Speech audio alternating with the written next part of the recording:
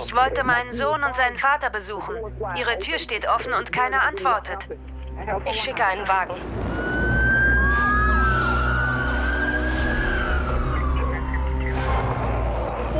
Vier Erwachsene und 2 Kinder sind tot. 3 weitere Kinder wurden bei dem Massaker verwundet. Es war so schrecklich. Ich kann das gar nicht in Worte fassen. Jemand hat fast meine ganze Familie ermordet.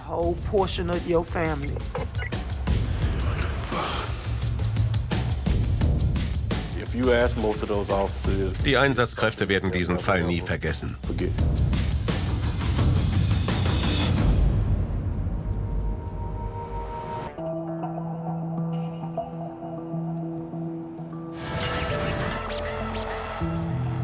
Zwei Jahre nach dem erschütternden Massenmord in Memphis beginnt der Prozess gegen den mutmaßlichen Mörder.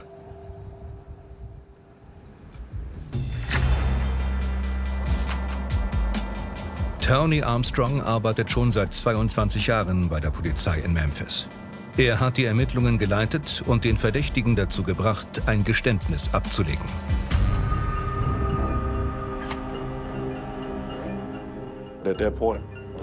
Ich wusste, mir gegenüber sitzt ein Psychopath. Ich höre.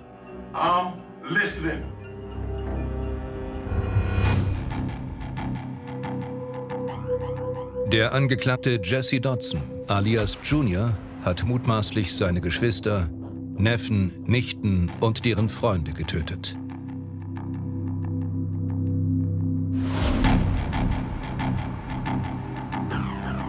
Seine Schwester Nicole Dodson hat bis heute keine Erklärung dafür. Ich konnte es nicht glauben, als er sagte, er war's. Ich möchte wissen, warum er das getan hat.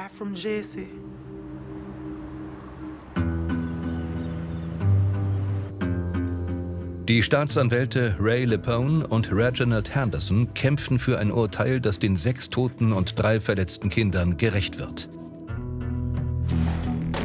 Sie fordern die Todesstrafe.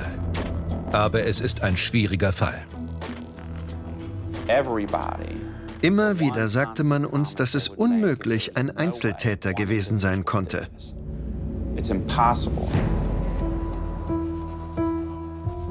Dodsons Pflichtverteidiger Gerald Scahan bereitet sich auf den Prozess gegen Jesse Dodson vor. Für uns war besonders problematisch, dass Jesse die Tat angeblich der Polizei und seiner Mutter gestanden hat. Warum die Kinder? Der zweite Strafverteidiger, Marty McAfee, betont, dass am Tatort keine DNA-Spuren von Dodson gefunden wurden. Es gab hunderte Beweismittel, aber keine Spuren von Jesse Dodson.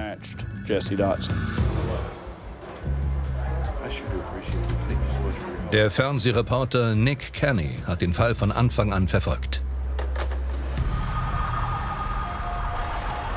Der Name Jesse Dodson ist wohl jedem in Memphis ein Begriff.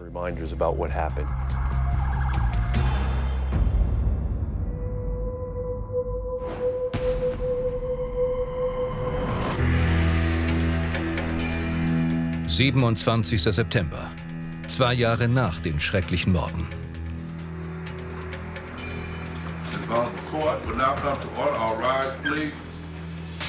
Im Gerichtssaal 10 in Memphis beginnt die lang erwartete Verhandlung. Anklage und Verteidigung kämpfen mit harten Bandagen.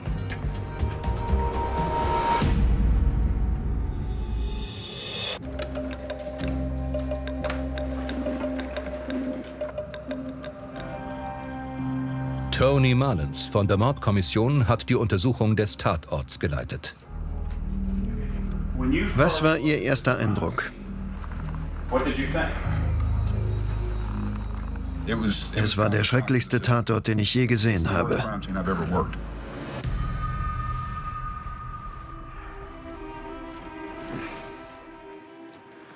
What the hell? It's all right here. Um Gottes Willen. Die Detectives finden 6 Leichen, davon 4 Erwachsene im Wohnzimmer. Den 30-jährigen Cecil Dodson Sr., der Mieter des Hauses. Die 27-jährige Marisa Williams, die Mutter von 4 seiner Kinder.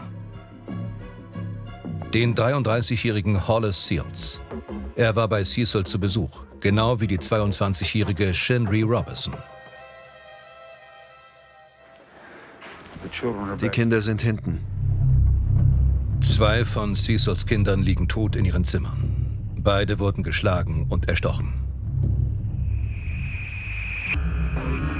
Der 4-jährige Samario Dodson und der 2-jährige Cecil Dodson II.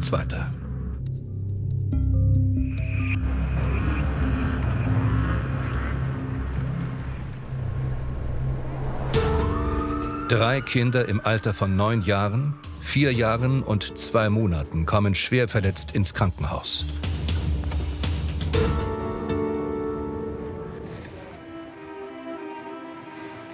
Patronenhülsen.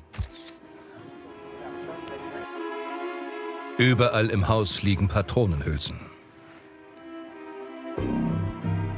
Außerdem die Bretter und Messer, mit denen die Kinder verletzt worden sind. Wir sichern alle Spuren.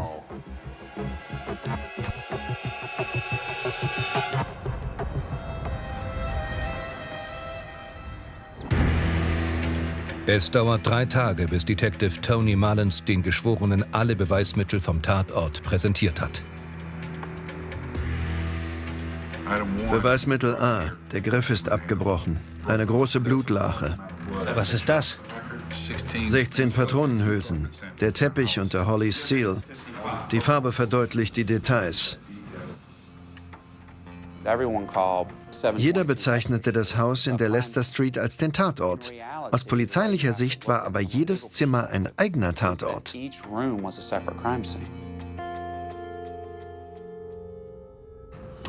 Nun befragt Strafverteidiger Gerald Scahan den Ermittler. Wie erwartet konzentriert er sich auf das Fehlen von DNA-Spuren. Auf keiner der sichergestellten und untersuchten Waffen wurde Jesse Dodsons DNA nachgewiesen. Auch nicht auf dem Teppich oder anderen Beweismitteln vom Tatort. Ist es richtig, dass man seine DNA nicht gefunden hat?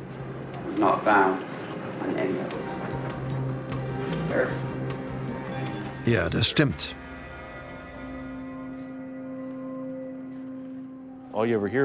Es drehte sich alles um DNA-Spuren und eindeutige belastende Beweise. Das bleibt die größte Sorge der Staatsanwaltschaft. Es gab trotz des vielen Bluts keine DNA-Spuren. Das verunsicherte die Geschworenen.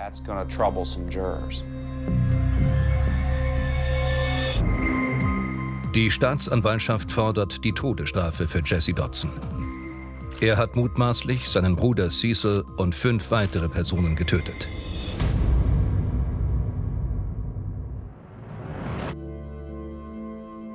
Als Junge war der 3 Jahre ältere Jesse das große Vorbild seines Bruders Cecil. Wenn Jesse sagte, heute gehen wir brav zur Schule, tat Cecil genau das.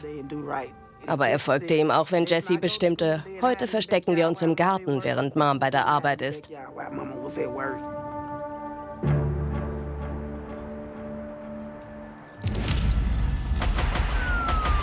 Mit 19 Jahren wird Jesse Dodson zu einer 13-jährigen Gefängnisstrafe verurteilt. Er hat einen Mann im Streit um Drogen umgebracht. Er erzählte vielen Mitgefangenen, dass seine Familie ihn im Stich gelassen habe. Sie überwiesen kein Geld auf sein Haftkonto.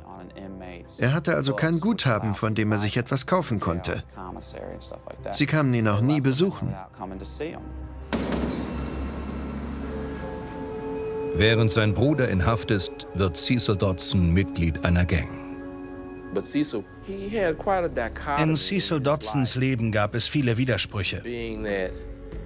Er war zweifellos ein liebevoller Familienvater, aber eben auch ein Krimineller. Im Alter von 30 trennt sich Cecil Dodson von der Gang. Er hat sich gefangen und ist aus South Memphis weggezogen, wo er in der Gang aktiv war.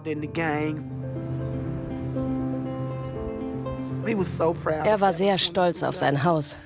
So stolz wie er war, hätte man meinen können, er hätte Oprah Winfreys Haus gekauft.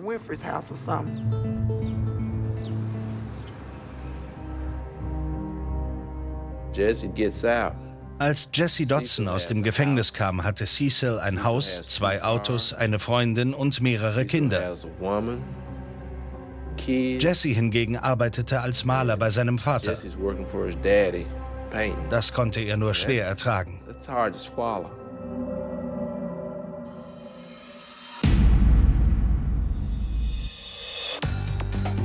Am 9. Verhandlungstag haben bereits 27 Zeugen ausgesagt. Darunter DNA-Experten, Serologen und Ballistikspezialisten. Als nächstes ruft die Anklage ihre 3 wichtigsten Zeugen auf. Der erste ist der 11-jährige Neffe von Jesse Dotson. Er hat das Massaker überlebt und lag 40 Stunden lang mit einem Messer im Kopf in der Badewanne. Während der polizeilichen Ermittlungen hat er zweimal ausgesagt. Detective Carolyn Mason befragt ihn kurz, nachdem das Messer herausoperiert worden war. Ich habe ihn gefragt, ob er sich an den Abend erinnern würde. Er sagte, ich war im Wohnzimmer. Der Junge gibt an, dass eine Frau namens Cassandra und ein Maskierter namens Roderick vor der Tür standen. Ich fragte ihn, was passierte, als sie reinkamen. Er meinte, sie fingen an zu streiten. Die Erinnerung hat ihm schwer zugesetzt. Sein Herz raste und er atmete heftig. Mehr hat er nicht gesagt. Damals war er sehr aufgewühlt. Das war bedingt durch das Trauma oder die Medikamente.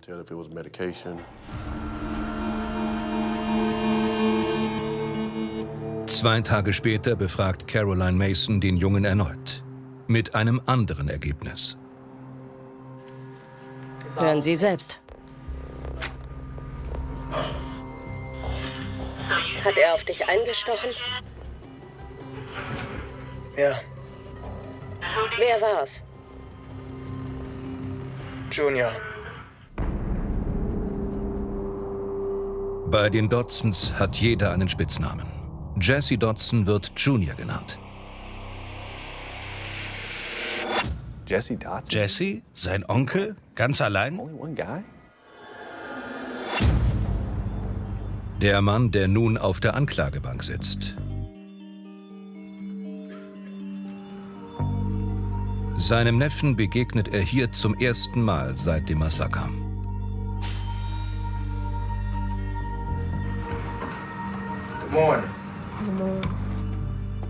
Sie baten die Presse, die Gesichter der Kinder nicht zu zeigen. Der Junge kam durch die hintere Tür in den Gerichtssaal. Ein schlachsiges Kind kurz vor der Pubertät. Er trug Anzug und Krawatte und über seinen Schädel verlief eine riesige Narbe.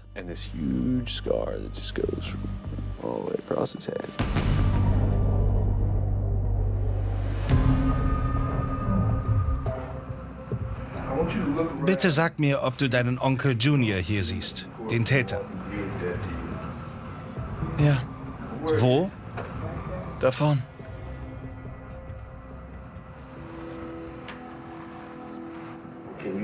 Erzählst du uns, was du gemacht hast, als du angegriffen wurdest? Ich habe im Zimmer meiner Schwester ferngesehen. Warum hast du das Zimmer verlassen? Ich habe einen Schuss gehört. Einen Schuss? Was hast du gemacht? Der Junge verließ das Zimmer, schaute ins Wohnzimmer. Was hast du da gesehen?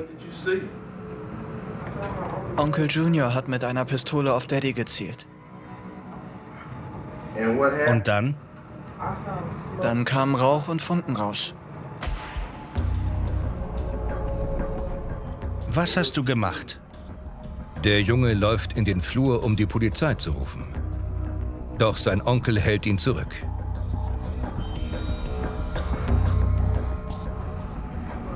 Er hatte ein Messer in der Hand. Was hat er gesagt? Ich habe gesagt, ich liebe dich. Und er, tust du nicht. Hast du dich gewehrt, als er auf dich einstach? Ich wollte, dass er aufhört. Seine Hände wurden zerschnitten, als er das Messer abwehrte. Wo bist du hin, nachdem er das getan hat? In die Wanne.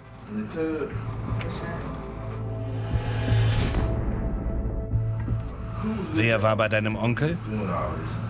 Niemand. Ihr Zeuge. Es ist schwer für ein Kind, vor Fremden auch nur seinen Namen zu nennen. Aber ein traumatisches Erlebnis wiederzugeben, erfordert unglaublichen Mut.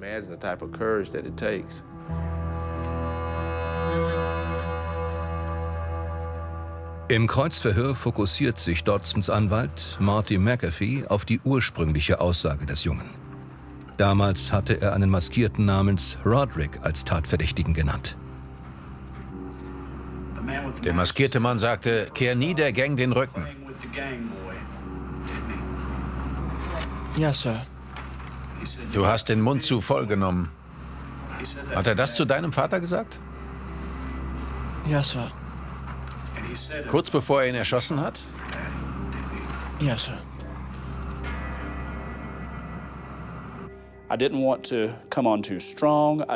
Ich wollte ihn nicht zu offensiv angehen. Aber er hatte zunächst etwas anderes gesagt. Und das mussten die Geschworenen wissen.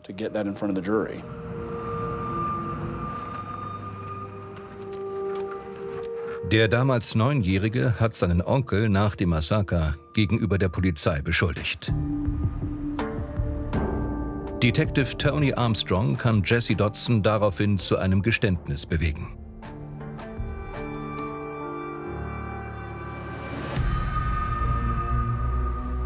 Wie werden Sie genannt?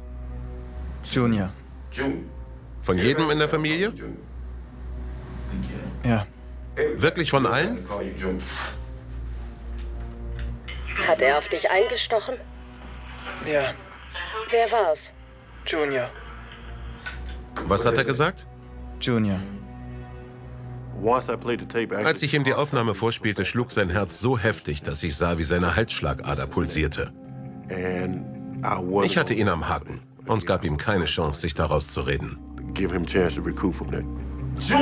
Junior! Hat er gesagt.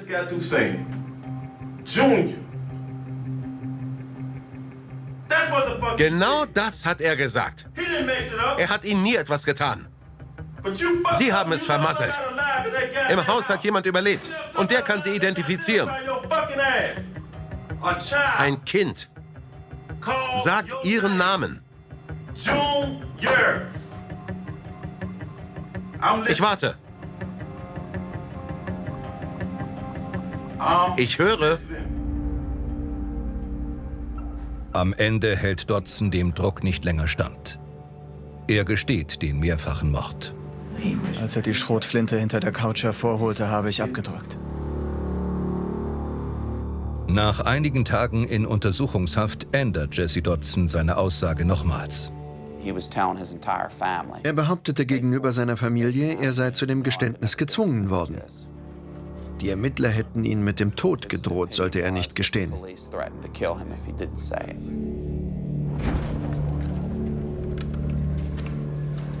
Armstrong, der das Verhör geleitet hat, ist ebenfalls als Zeuge geladen.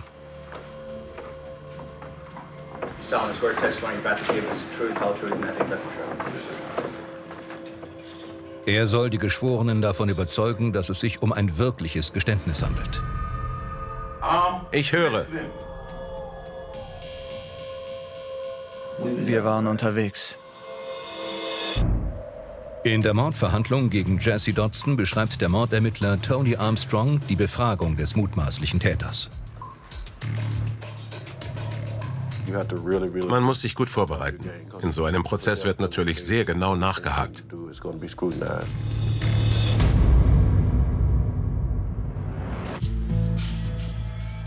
Dodson hat sich geweigert, sein Geständnis zu unterschreiben. Vom Verhör existieren nur die gezeigten Aufnahmen. Einige Monate vor dem Prozess können Dodsons Verteidiger verhindern, dass die Geschworenen das Video zu sehen bekommen. Wir haben nie bestritten, dass Jesse Dodson das gesagt hat, was man im Film sieht.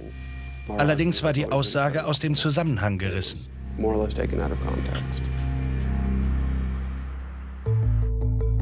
Die Anwälte sind erfolgreich. Die Filmaufnahmen werden nicht gezeigt. Mir macht Sorge, dass die Aufnahmen zusammengeschnitten wurden. Das ist kein polizeiliches Zeugnis, sondern Unterhaltung. Armstrongs Verantwortung ist damit umso größer geworden. Ich durfte die Bürger von Memphis nicht enttäuschen. Sie vertrauten darauf, dass wir den Täter ermittelt hatten.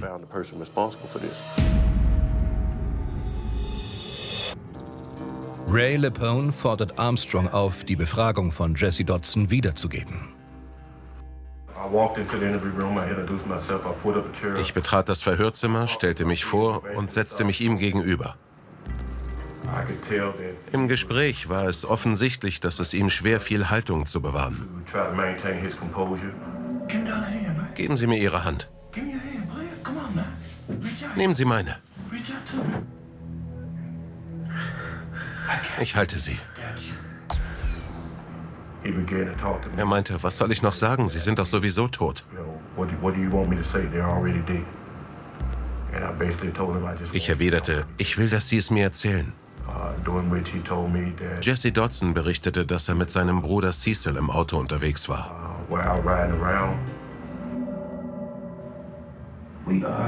Wir haben auf der ganzen Rückfahrt gestritten. Als er drinnen die Schrotflinte hinter der Couch hervorholte, habe ich geschossen.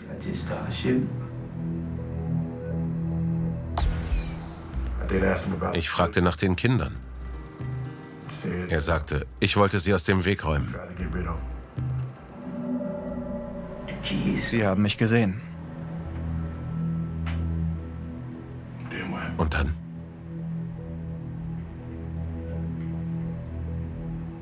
Ich habe sie erstochen. Der Verteidiger Gerald Scahan nimmt den Ermittler ins Kreuzverhör. Er kritisiert, dass es keine Aufnahme vom Verhör gibt. Was kostet ein 30-$-Rekorder? Ich frage Sie. Meinen Sie das ernst? $30.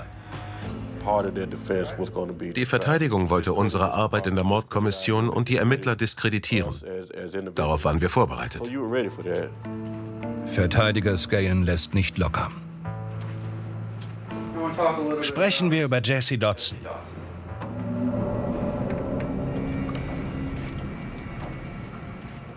War er verhaftet? Zu diesem Zeitpunkt noch nicht. Hätte er gehen können? Nein.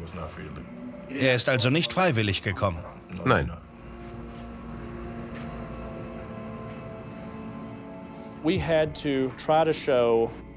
Wir mussten deutlich machen, dass bei diesem Verhör sehr wohl Druck auf Jesse Dodson ausgeübt wurde.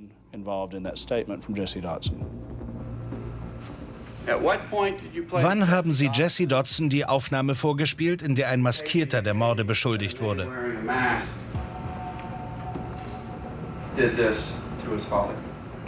Gar nicht.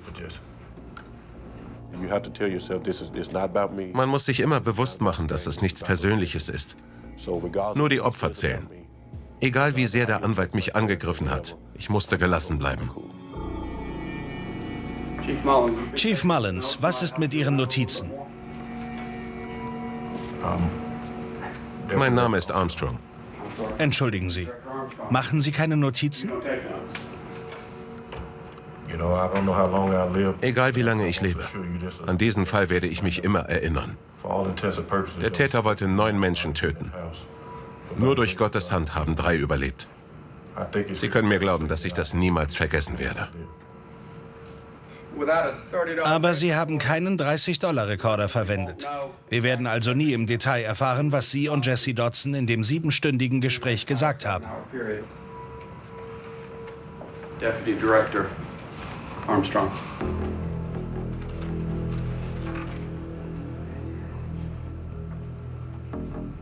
Richtig. Wir müssen uns voll und ganz auf Ihr Gedächtnis verlassen, was diese Befragung angeht.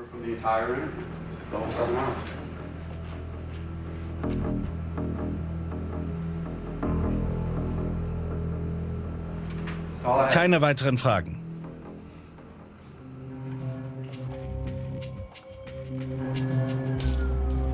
Der Verhandlungstag neigt sich dem Ende. Priscilla Shaw, bitte. Die Mutter von Cecil und Jesse sagt gegen ihren ältesten Sohn aus.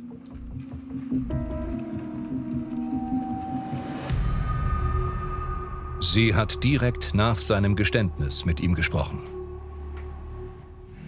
Ich will meine Mutter sehen. Wir haben gestritten. Ihr beide? Er hat die Schrotflinte abgestellt. Da habe ich angefangen zu schießen.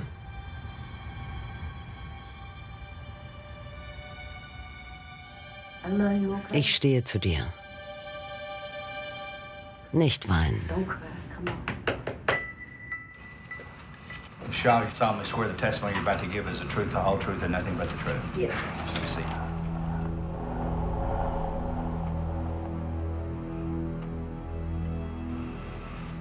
Was hat Jesse Ihnen gesagt? Ich setzte mich an den Tisch und hielt seine Hände. Ich wollte wissen, was passiert ist. Ob die Polizei ihm was anhängen wollte.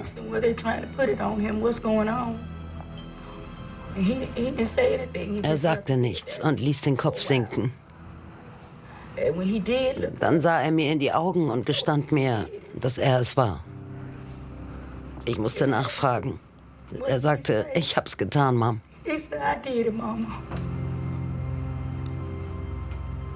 Priscilla Shaw beschreibt genau, was Jesse ihr bezüglich des Mordes an Cecil gestanden hat. Er sagte, Cecil hätte ihn heimgefahren und sie hätten gestritten. Cecil hatte ein Gewehr. Als er das abgestellt hat, fing er an zu schießen. Wer? Jesse, er hat geschossen.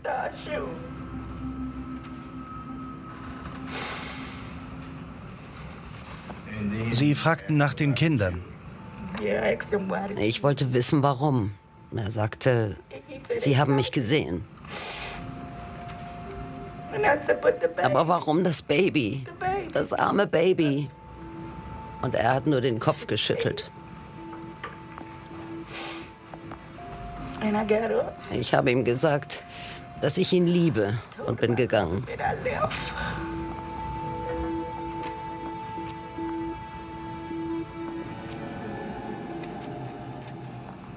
Ihr Zeuge. Das Kreuzverhör der Verteidigung ist kurz. Sie gingen zu Jesse. Wussten Sie, was er Ihnen sagen würde? Nein. Hat er über die Ermittler gesprochen? Die Polizei, nein.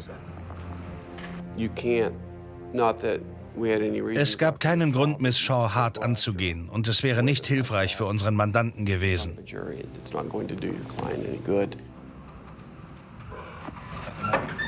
Sie können gehen.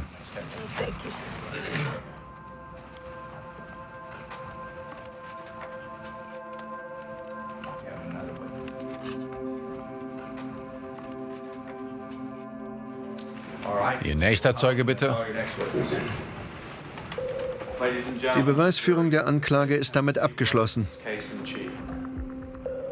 Nach 36 Zeugen der Anklage ist nun die Verteidigung am Zug. Legen Sie Beweise vor?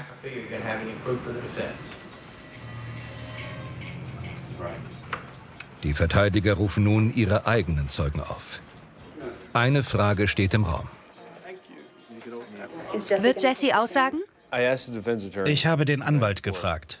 Seine Antwort, Sie sollten morgen hier sein.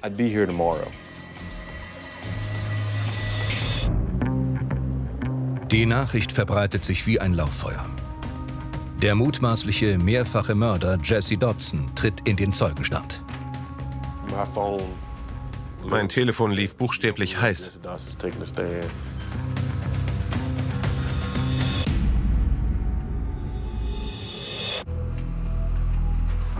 Rufen Sie Ihren nächsten Zeugen auf. Jesse Dodson. You solemnly swear the testimony you're about to give is the truth, whole truth, nothing but the truth. Yes, sir. Wenn wir den Aussagen der Detectives nichts entgegengesetzt hätten, wären wir erledigt gewesen. Nur wenn Dodson berechtigte Zweifel bei den Geschworenen wecken konnte, hatten wir eine Chance.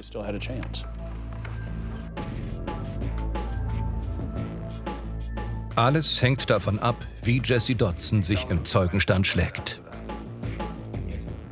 Hat Mr. Armstrong Sie angeschrien? Ja. Sie haben es vermasselt. Im Haus hat jemand überlebt. Hat er geflucht? Mehrfach. Auf den Tisch gehauen? Ja. Und der kann Sie identifizieren.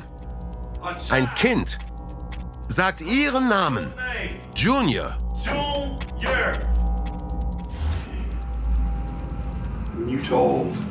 Sie haben Detective Armstrong gesagt, dass Sie Ihren Bruder erschossen haben. Stimmte das?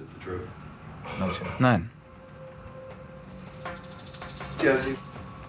Sprechen wir über den 3. März.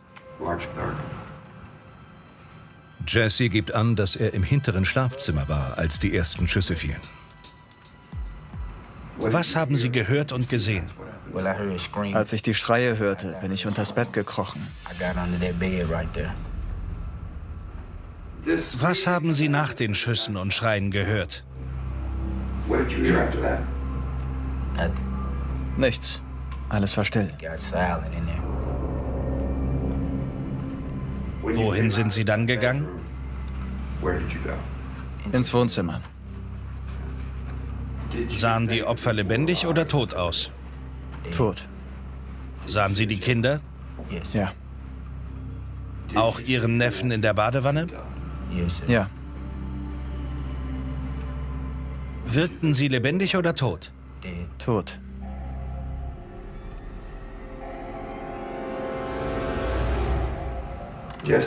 Erklären Sie uns, warum Sie nicht die Polizei riefen.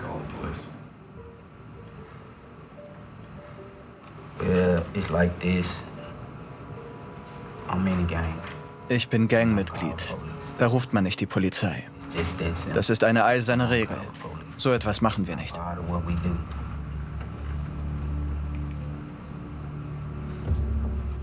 Liebten Sie Ihren Bruder? Ja. Haben Sie ihn umgebracht? Nein. Und die anderen im Haus? Auch nicht. Keine weiteren Fragen. Bitte, Mr. LePone. Auf das Kreuzverhör des mutmaßlichen Täters hat der Staatsanwalt sich monatelang vorbereitet. Sie haben uns fast alle Punkte bestätigt, aber nicht gestanden, dass Sie der Mörder sind. Nein. Sind Sie nicht? Nein. Sie wussten, es sind 9 Menschen mit Ihnen im Haus. Sie hielten sie für tot. Trotzdem haben Sie nicht die Polizei gerufen. Ja. Tun Gangster das nicht einmal, wenn es um ihre Familie geht? Nein. Nicht mal für ein Baby? Nein. Keine Polizei? Nein. Ich habe nichts um mich herum wahrgenommen, nur ihn und mich. Was haben Sie getan, als die Kinder um ihr Leben geschrien haben? Als sie mit Brettern geschlagen und mit Messern attackiert wurden? Ich habe sie nicht gehört. Von besonderem Interesse ist Jessys Geständnis. Zu meinem Plan gehörte es, ganz dicht zu ihm hinzugehen und mich dann umzudrehen. Aufgrund von Befragungen anderer Gangmitglieder wusste ich, dass sie das nicht mögen. Ich wollte ihn provozieren, bis er die Fassung verlieren und persönlich werden würde. Er sollte vergessen, was er einstudiert hatte. Sie haben den Geschworenen berichtet, dass Sie der Gang Kitchen Crips angehören. Stimmt das? Ja. Waren Sie im Gefängnis? Ja. Und da wollen Sie uns weismachen, dass Officer Armstrongs Verhalten Sie eingeschüchtert hat? So, dass Sie fälschlicherweise gestanden haben, Frauen und Kinder ermordet zu haben? Nicht, dass er auf den Tisch geschlagen hat, sondern was danach passierte. Junior. Was hat er gesagt? Junior. Junior.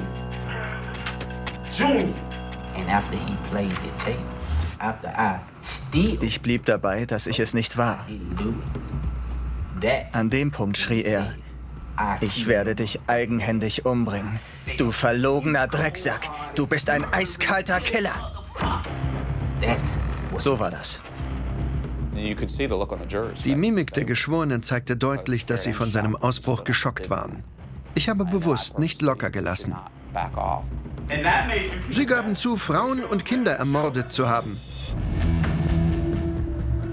Nein. Was denn dann?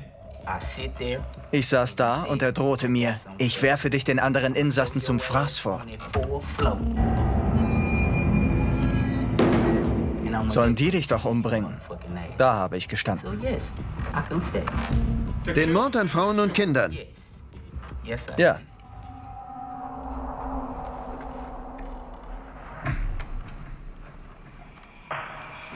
Wir möchten nur die Wahrheit erfahren. So wie ich.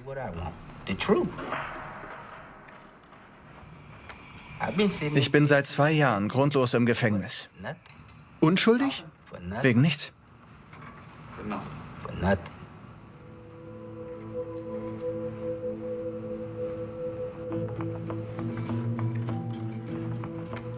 Ich bin fertig. War klar. Damit ist die Befragung von Jesse Dodson beendet.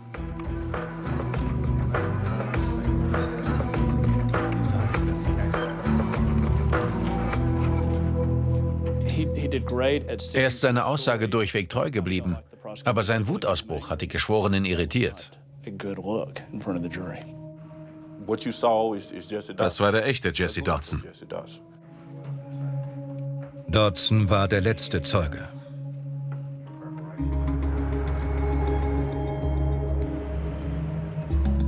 Nach den Plädoyers ziehen sich die Geschworenen zur Beratung zurück. Was denken Sie? Wir können nur warten und hoffen.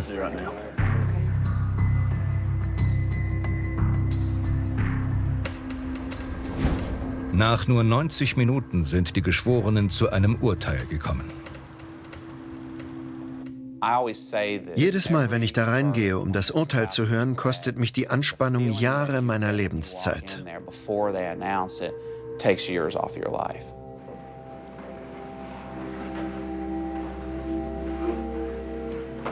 Das Urteil lautet wie folgt.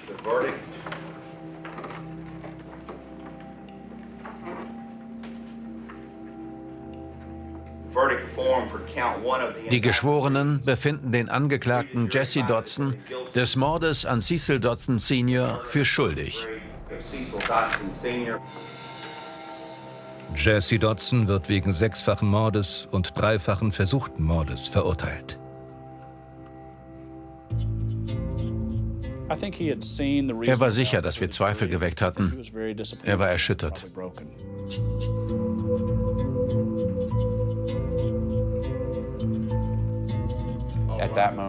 In diesem Augenblick war ich sehr erleichtert. Wir hatten den Fall zu einem erfolgreichen Ende gebracht.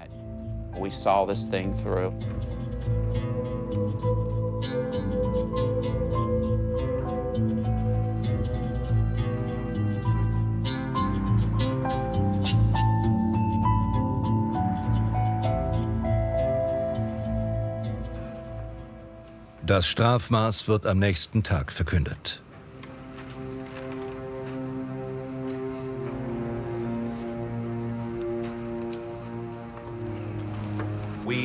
Die Geschworenen verhängen die Todesstrafe.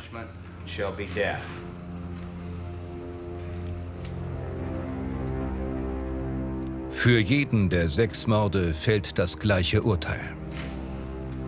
Gott sei mit ihnen.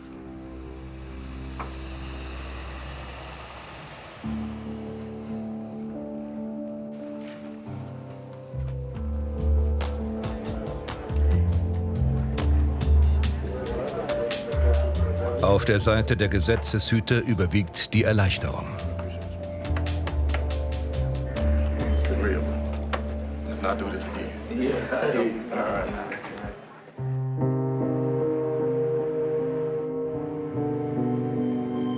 Doch auch nach dem Gerichtsurteil lässt der Fall keinen der Beteiligten los.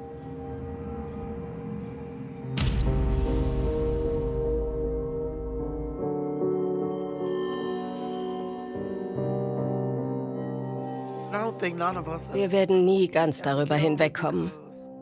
Zu unserer Trauer kommt der Schmerz darüber, wer es getan hat. Das ist das Schlimmste. Meine Mutter wird nie wieder die Alte sein.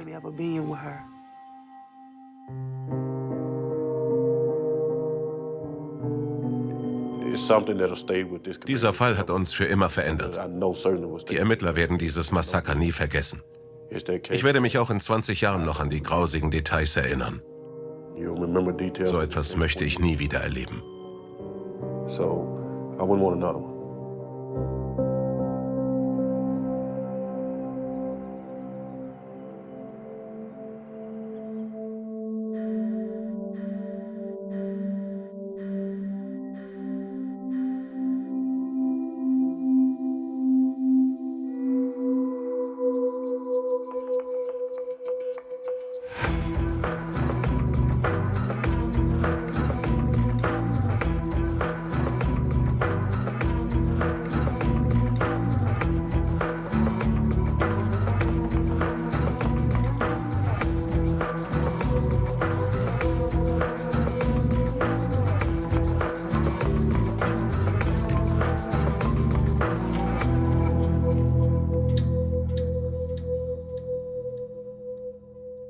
Willkommen zu J&M Gute Nacht Geschichten.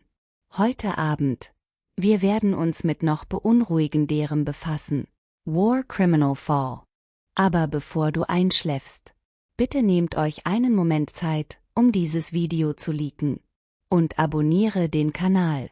Schau mal rein. Eine unserer Playlists, um diese langen Nächte mit erholsamem Schlaf. Danke für. Ich schaue zu. Los geht's. 23. Juli 2007. Cheshire, Connecticut. Um 3 Uhr morgens bemerkt ein Nachbar. Rauch steigt aus einem ruhigen Vorstadthaus auf. Polizei und Feuerwehr treffen innerhalb weniger Minuten ein. Minuten. Sie rechnen mit einem Unfall. Doch vor dem Haus finden sie einen Mann. Kaum bei Bewusstsein, an einen Pfahl gefesselt in seinem eigenen Garten. Im Haus entdecken sie etwas weitaus Schlimmeres als ein Feuer. Und als die Ermittler begannen zu verstehen, was es geschah über Nacht, sie erkannten, dass das Verbrechen hatte sich über Stunden hinweg ereignet.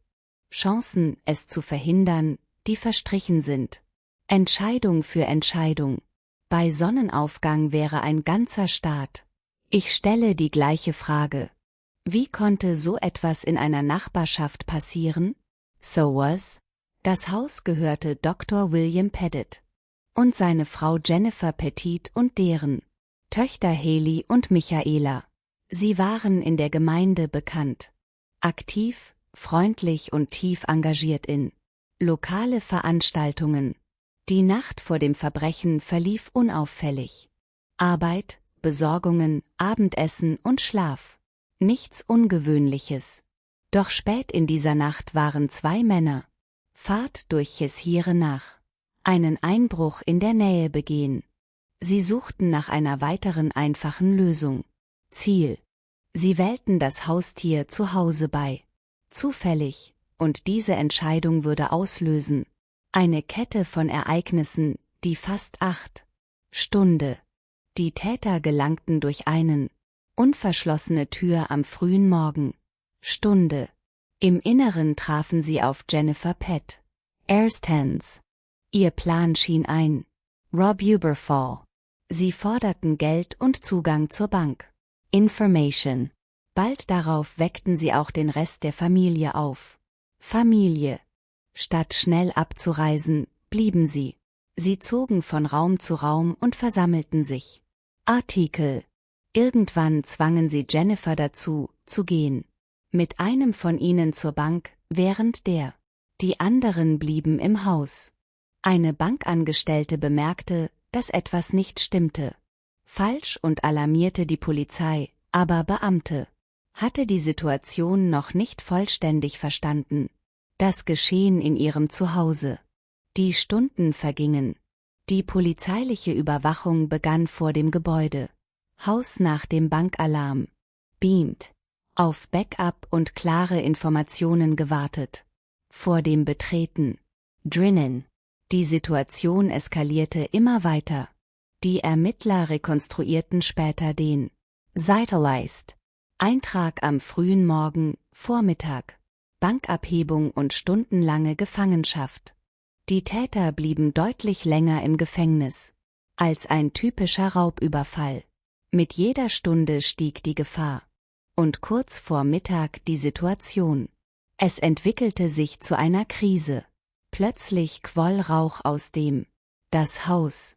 Die Polizei rückte sofort an. Doch bis dahin hatten die Ereignisse bereits ihren Höhepunkt erreicht.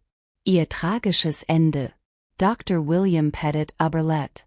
Es gelang ihm trotz schwerer Verletzungen, sich zu befreien. Verlet Sungen. Seine Flucht ermöglichte. Ermittler müssen verstehen, was geschah im Inneren. Innerhalb weniger Stunden nahm die Polizei beide fest. Verdächtige in der Nähe. Das Verbrechen schockierte die Nation, nicht nur aufgrund seiner Schwere, aber aufgrund von seiner Dauer.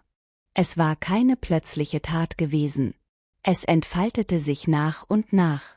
Langsam, Schritt für Schritt, und das würde später zentral für die Öffentlichkeit werden. Debat. Behörden versammelten sich überwältigend. Beweismittel, DNA, Zygenoxygen. Überwachungsaufnahmen, Gegenstände aus dem Zoo-Haus. Die Verdächtigen, Joshua Thomas Aisky und Stephen Hayes, der lange Zeit kriminell war. Geschichten, einschließlich Einbrüche und Übergriff. Die Staatsanwaltschaft argumentierte, das Verbrechen habe sich weit entwickelt. Über Raub hinaus zu vorsätzlichen Handlungen über viele Stunden.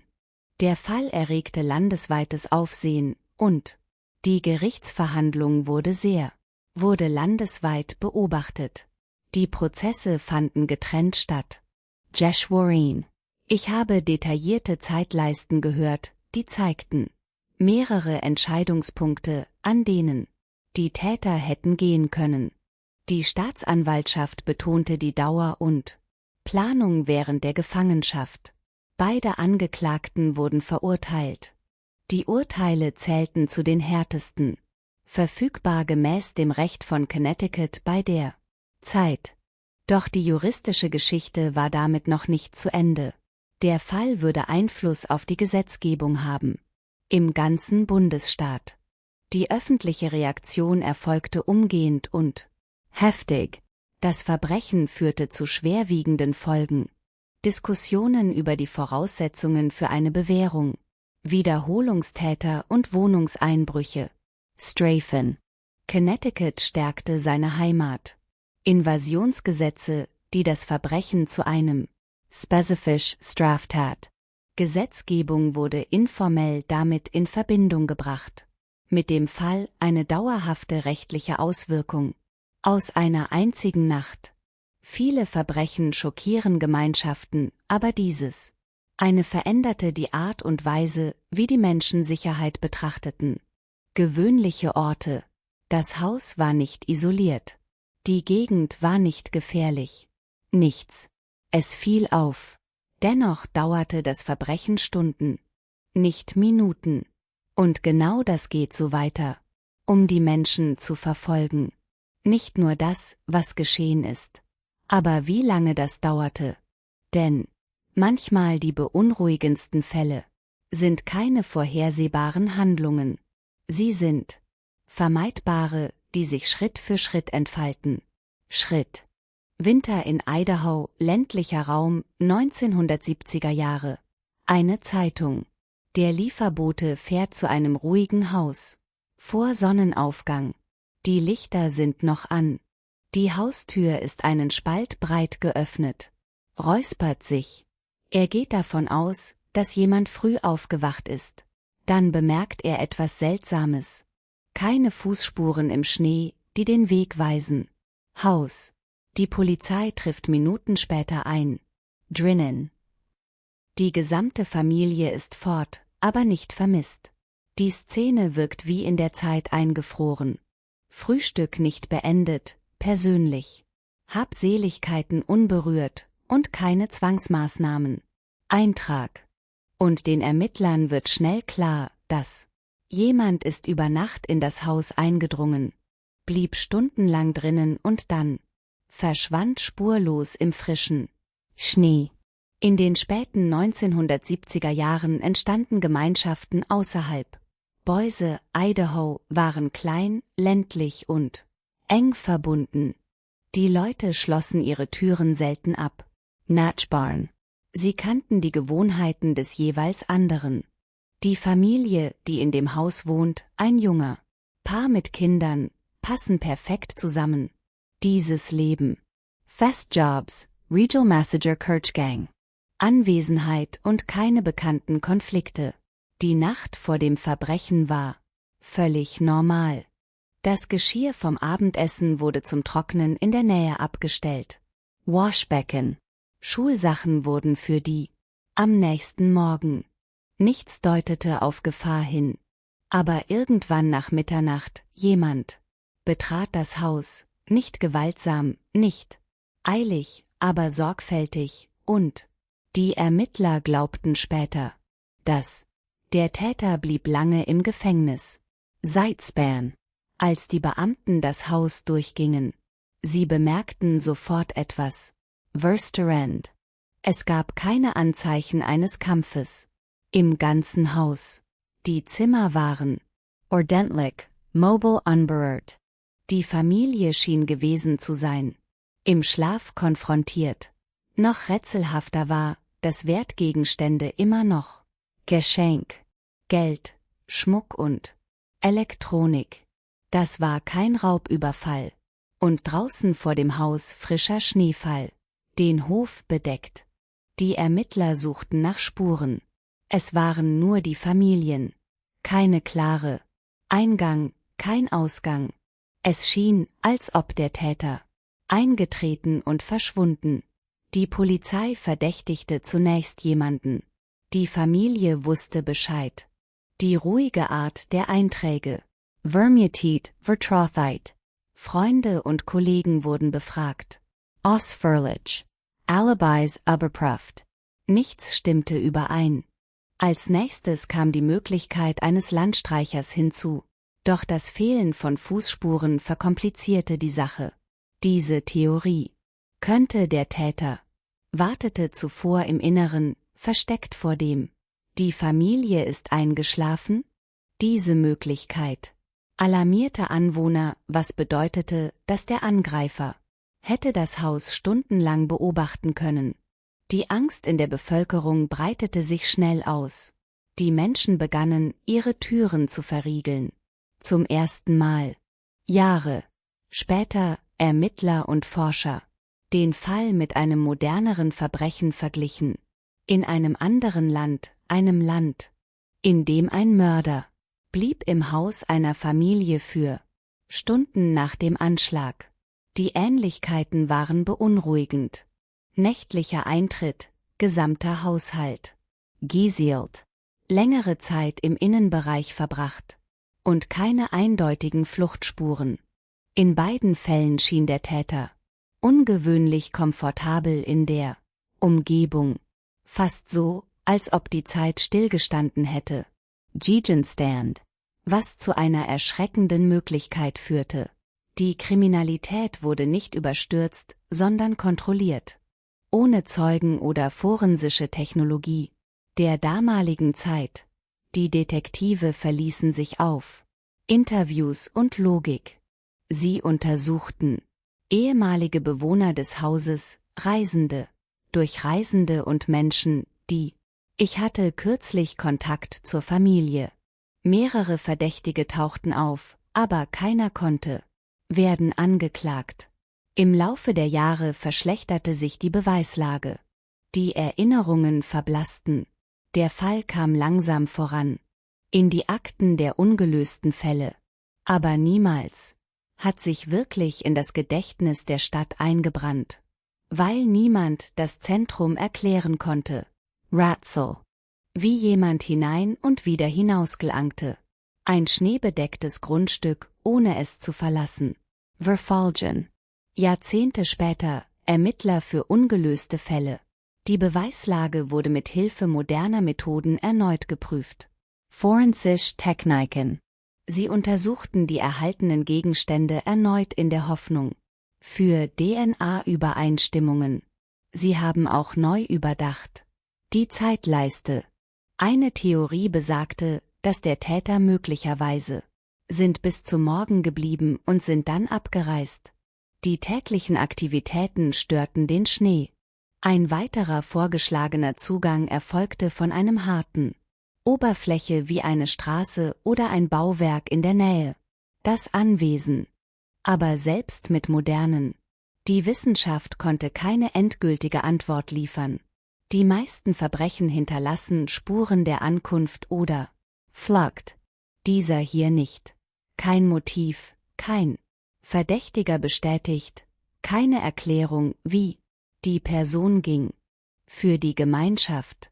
Das Rätsel betraf nicht nur die Frage, wer den Mord begangen hatte. Das Verbrechen, aber wie es überhaupt möglich war. Denn der Schnee hätte aufgezeichnet werden müssen. Alles. Und wenn die Natur selbst hinterlässt keine Spuren, die Wahrheit kann. Verschwinde damit. Irgendwo in der Geschichte. Jemand verließ dieses Haus, ohne Fußspuren zu hinterlassen und ohne jemals identifiziert zu werden.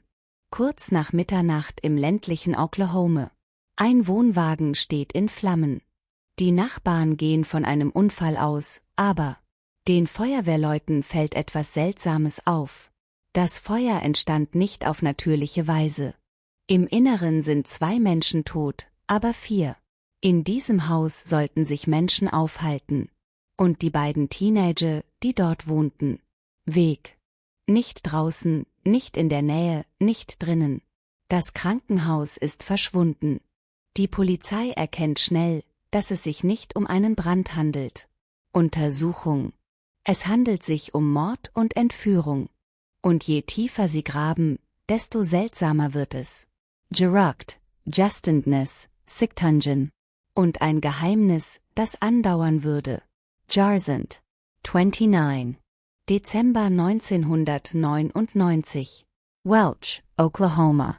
Einwohnerzahl kaum über 600. In einem ruhigen Wohnwagen sitzt der Freeman. Familienhaus. Danny und Kathy Freeman leben dort mit ihrem 16-jährigen Tochter Ashley Freeman. Ashleys beste Freundin Lori Bible bleibt im Abend zur Feier von Ashleys Geburtstag. Es ist eine ganz normale Übernachtungsparty in einer Kleinstadt. Filme, Snacks und nächtliche Gespräche. Niemand weiß, ob es das letzte sein wird. Bestätigter Moment, in dem eines der Mädchen gesehen wird. Lebendig. Irgendwann nach Mitternacht fallen Schüsse. Aus. Dann bricht das Feuer aus. Am Morgen. Das Haus ist zerstört. Im Inneren finden die Ermittler Danny und Kathy Freeman ist tot, aber Ashley und Lauria sind weg. Zunächst zieht die Polizei eine Möglichkeit in Betracht. Sind die Mädchen weggelaufen? Diese Theorie würde nicht lange halten. Der Tatort wirft sofort Fragen auf. Fragen. Das war kein Zufall. Beweis deutet darauf hin, dass jemand das Haus betreten hat.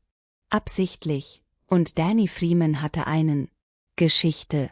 Jahre zuvor hatte er ausgesagt.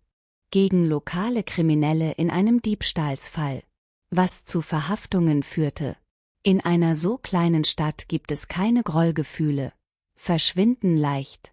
Die Ermittler beginnen mit den Befragungen bekannter Personen. Straftäter in der Gegend. Ein Name bleibt im Gedächtnis. Erscheint Ronnie Musk. Und 2 Männer, die oft mit ihm in Verbindung standen. Bill Welch und David Pennington. Alle hatten gewalttätige kriminelle Vergangenheit. Alle lebten nahe. Doch der Polizei fehlen physische Beweise, die eine Verbindung herstellen. Sie direkt zum Schauplatz. Unterdessen durchkämmten Suchtrupps die Wälder, Felder und verlassene Grundstücke für die vermisste Mädchen. Nichts. Keine Fußspuren. Keine persönlichen Gegenstände, keine bestätigten Sichtungen. Aus Wochen werden Monate. Der Fall wächst. Kälter, aber niemals still. Fast 2 Jahrzehnte lang war der Freeman. Der Bibelfall lebt von Gerüchten und Fragmenten. Menschen berichten, die Mädchen in anderen Umgebungen gesehen zu haben. Bundesdaten. Sichtungen von LKW-Raststätten, Benzin. Begegnungen am Bahnhof, anonyme Hinweise. Sie behaupten, sie seien am Leben. Familien verfolgen sie. Jede Spur. Die meisten führen ins Leere. Die Ermittler glauben, dass die Mädchen entführt in der Mordnacht, aber ich kann nicht beweisen, was danach geschah. Dann, Anfang der 2000er Jahre, Gefängnisinsassen. Fing an zu reden. Einige behaupten, die Verdächtigen hätten damit geprahlt. Das Verbrechen. Andere sagen, die Mädchen seien irgendwo festgehalten worden. Tagelang. Aber die Geschichten widersprechen sich. Ohne Leichen. Staatsanwälte können keinen Mord anklagen. Anklagen. Der Fall wird zu einem von Oklahomas unheimlichst Geheimnis. 2. Familien warten ohne Antworten, bis 2018, fast 19 Jahre später, ermittelten die Beamten. Zeugen und Verdächtige erneut beisetzen. Zeit, jemand spricht. Rani Busick stimmt einem Deal zu. Im Austausch für Informationen bittet er schuldig der Beihilfe zum Mord. Seiner Aussage zufolge war der Angriff. Es war Rache an Danny Freeman. Nach den Morden wurden die Mädchen mitgenommen. Aus dem Haus. Sie lebten noch, als sie sind gegangen. Busk führt die Ermittler zu einem Land like San Wiesen. Suchtrupps graben aus. Das Gebiet vorsichtig und langsam erkunden. Sie finden Beweise, die dies bestätigen. Die Mädchen überlebten nicht lange nach dem Entführung. Zum ersten Mal seit fast 2 Jahrzehnte später wissen die Familien endlich, was Gasker. Aber die Männer, die beschuldigt wurden, die Morde begangen haben, Welch und Pennington war bereits vor Jahren gestorben. Zuvor. Keine Zeugenaussagen im Gerichtssaal, nur die Wahrheit, die Jahrzehnte später ans Licht kommt. Die Ermittler rekonstruieren die Nacht. Angreifer betraten den Anhänger, nachdem Mitternacht Danny und Kathy Freeman waren getötet. Das Haus wurde in Brand gesteckt, um es zu zerstören. Buways, Ashley Freeman und Gloria Bible waren entführt und verschleppt. Die Behörden glaubten, dass die Täter dachte, das Feuer würde alles auslöschen. Leichen, Motiv und Beweise. Stattdessen das Verschwinden der Mädchen hielt den Fall offen. Am Leben. Jahrelang war ihre Abwesenheit die Lordstarks Beweisstag. Manchmal verschwindet ein Tatort, aber eine vermisste Person stirbt nie. Rani Busick wird zu einer Gefängnisstrafe verurteilt. 2020. Der Fall wird offiziell abgeschlossen. Rechtlich mag es so sein, emotional aber niemals. Die Familie suchte 19 Jahre lang. Virgin Jean Gebert Stage, Trompt Schulabschluss. Und das Leben stand still. Ihre Hartnäckigkeit hielt die Ermittler auf Trab. Wir arbeiten noch lange, nachdem die meisten ungelösten Fälle in Vergessenheit geraten sind. Und am Ende kam die Wahrheit nicht ans Licht. Durch Technologie oder Zufall. Es entstand aus sich weigern zu vergessen. Die Freeman-Bibelmorde werden in Erinnerung behalten. Nicht nur wegen der Gewalt, sondern aus Zeitgründen. Seit fast 20 Jahren. Die beiden Mädchen existierten nur als vermisst. Poster und Möglichkeiten. Ob sie nun irgendwo leben oder nicht. Und das. Unsicherheit wurde zu einer eigenen Art von. Eine Tragödie. Das Feuer sollte auslöschen. Was Gasker? Stattdessen wurde sichergestellt, dass niemand hat jemals aufgehört zu fragen.